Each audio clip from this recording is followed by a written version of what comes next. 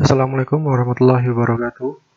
Di sini saya sebagai perwakilan dari kelompok 5 akan menjelaskan tentang kaidah daftar rujukan dan problematika. Yang pertama yaitu tentang penulisan rujukan. Untuk penulisan rujukan di sini ada 4 poin yang saya jelaskan, yaitu pengertian bahan rujukan, tujuan dan manfaat, jenis-jenis bahan rujukan, dan yang terakhir adalah cara merujuk dan menulis bahan rujukan. Yang pertama, pengertiannya. Menurut Encyclopedia of Librarianship, semua sumber dengan cakupannya masing-masing, bukan hanya buku, majalah, surat kabar, dan pamflet, tetapi juga peta-peta, bagan-bagan, rekaman suara, gambar diam dan gambar bergerak, salinda, bahan bentuk mikro, bahan pustaka elektronik, dan banyak bahan lain seperti contoh-contoh bahan atau prototipe barang, dapat dimasukkan dalam kelompok bahan rujukan. Kemudian ada tujuan dan manfaat.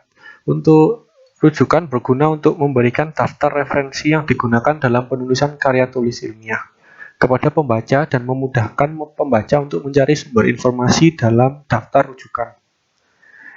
Kemudian ada jenis-jenis bahan rujukan.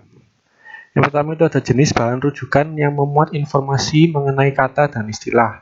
Kemudian ada jenis bahan rujukan yang memuat informasi mengenai sumber kepustakaan atau literatur.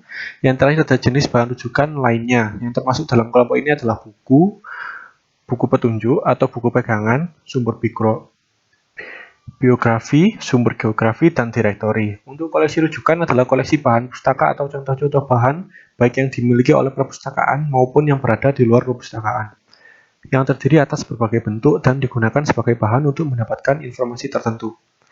Kemudian ditinjau dari sifat informasi yang dikandung, bahan pustaka itu dibagi menjadi 3, yaitu bahan pustaka primer, sekunder, dan tersier. Kemudian adalah cara merujuk dan menulis. Di sini perujukan dilakukan dengan menggunakan nama akhir dan tahun di antara tanda kurung. Jika ada 2 penulis, perujuk dilakukan dengan cara menyebut nama akhir kedua penulis tersebut. Kemudian jika penulis lebih dari 2 orang, penulisan perujukan dilakukan dengan cara menulis nama pertama dari penulis tersebut diikuti dengan dan kawan-kawan. Jika nama penulis tidak disebutkan, yang dicantumkan dalam rujukan adalah nama lembaga yang menerbitkan, nama dokumen yang diterbitkan, atau nama koran. Untuk karya terjemahan, perujukan dilakukan dengan cara menyebutkan nama penulis aslinya. Rujukan dari 2 sumber yang ditulis oleh penulis yang berbeda dicantumkan dalam satu tanda kurung, dengan tanda titik sebagai tanda pemisahnya. Baik, sekian dari kelompok 5. Apabila ada yang ditanyakan, silakan ditanyakan di kolom komentar. Terima kasih. Wassalamualaikum warahmatullahi wabarakatuh.